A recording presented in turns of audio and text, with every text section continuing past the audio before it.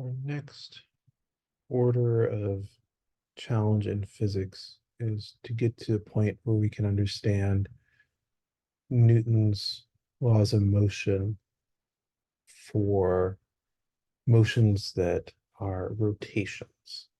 And we're going to do this by developing that infrastructure in a few different pieces.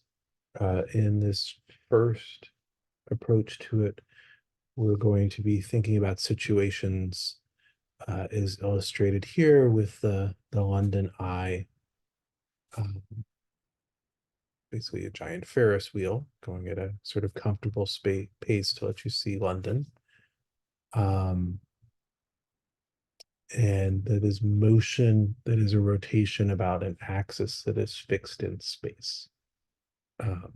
We'll develop ideas for how to deal with rotation motion about an axis that is itself moving uh, in a little bit, and then we'll sort of put everything together to have complete formulation of Newton's laws of motion for both linear motion and rotational motion.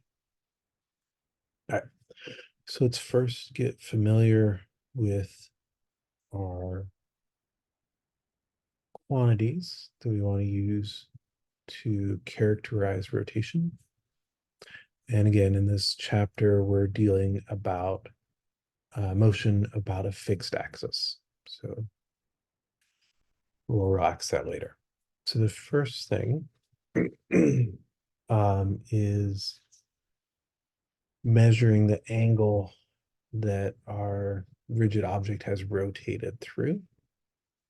And you can think of that angle as being a ratio of the arc length that a point on the object rotates through to the radius, which here that means the distance from that point to the axis of rotation. So and it's not just any distance, it's the shortest distance to that axis of rotation. So this angle is a ratio of two lengths, so it is itself dimensionless. And then we would naturally measure that in radians.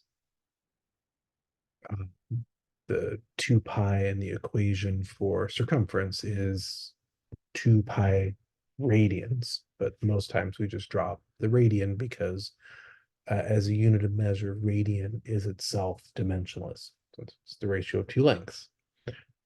So whenever you have an equation and you want there to be a radian, you can put it in. And whenever you don't want it, just ignore it. It's the only unit of measure that you can do that with, because it is the only unit of measure that is itself dimensionless.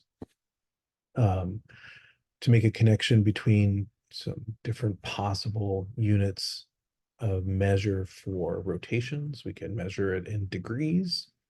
360 degrees corresponds to going around once. Going around once corresponds to 2 pi radians. And then we can also just measure in revolutions or rotations. A little bit about the nomenclature. If I have an object doing an angular motion about an axis that's interior to the object, we call that a rotation. And if it is an angular motion about an axis that is outside of the object, that's a revolution. So once a day, the Earth will spin on its axis, and that's our daily rotation. Once a year, the Earth orbits around the sun, and that is our annular revolution. And so we encode that information about where the rotation axis is relative to the body by whether we pick the word rotation or revolution. All right, we have a way to define an angle. Most naturally, it's going to be measured in radians. It'll be more convenient when we talk about things like the rolling without slipping condition if we have angles measured in radians. We can then talk about changes in angle, and so that would be an angular displacement. So change in physics is always final minus initial. We have the convention in physics that angular displacement is positive if uh, it is counterclockwise when viewed from above, and therefore it would be negative if it is a clockwise displacement when viewed from above. And you should, sit quietly at least one point in your life and verify for yourself that the motion of a counterclockwise rotation when viewed from above is in fact a clockwise rotation when viewed from below. So that's why we have to be careful about what is our orientation in viewing this ongoing rotation. Lots of things to be careful about with rotations, which is why we put it off till chapter 10. All right. With an angular displacement, we could talk about an angular velocity as a kinematic variable quantifying rotation. So an average angular velocity, lowercase omega average, and just the angular displacement over some time interval. And so would anticipate this being measured in radians per second.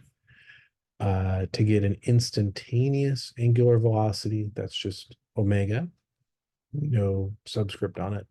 That is taking the limit of the time interval going to 0. So it is the derivative of theta with respect to time. All right, so we have angular velocity, both average and instantaneous. Guess what's next? You can have an angular acceleration. We could talk about an average angular acceleration as the change in angular velocity over a time interval, or an instantaneous angular acceleration.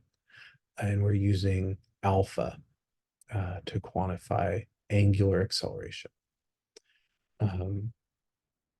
Since omega will be in radians per second, alpha will be in radians per second squared. Both angular velocity omega and angular acceleration alpha are vector quantities. We use the right-hand rule to determine the direction that omega or alpha point. So what's shown here is, I have no idea what that is because it's ancient. It used to be you recorded audio messages on a piece of wax, and a needle would go along the groove in the wax, and the vibrations in the needle would be amplified into a signal that would be fed into a speaker. All right. So I have a rotating object. That's the relevant thing. That object is rotating clockwise as I'm looking down on it. And I put the thumb of my right hand such that my fingers curl in the direction of rotation. Then my thumb points in the direction that omega points. And then we get the direction of alpha from the directions of omega, right? Because alpha is the direction that omega changes in. All right. So both omega and alpha are vector quantities. Right-hand rule establishes the direction that omega or alpha point. Now, what about angular displacement? And there's a little wrinkle here. Angular displacement we cannot define as a vector. A little illustration of why. If we take an object and say we rotate it about the x-axis first and then about the y-axis, we have an arrangement of our physics book that looks like this. If we reverse the order of those two operations and rotate about y first and then x, we have a different physics book. So rotations do not commute. The order of rotations matters, and this is if you're rotating about different axes. There is a way to develop rotations in a clear, consistent manner, but it is a bit of mathematics that goes along with that, and we actually don't need that as we're touring through physics at this level. So like bringing in Euler angles and so forth would be sort of overkill for the level of physics that we're trying to do right now. So we're just going to stop, recognize that we have an angular velocity and an angular acceleration that are vectors, but angular displacement is not. And we'll remember in the back of our mind that if I have rotations about different rotation axes, those do not count. All right, let's try a little example. So Mercury takes 88 days to complete one orbit about the sun. Its orbit is pretty nearly circular. And let's just assume, amongst friends that it is. So we want to find the angular velocity in radians per second of Mercury as it orbits the sun. So it completes one revolution in 88 days. What is that omega in terms of radians per second? So go through, try to calculate that out, and see if you and your physics friends agree on what the answer is. All right, so it's 2 pi radians to go around once.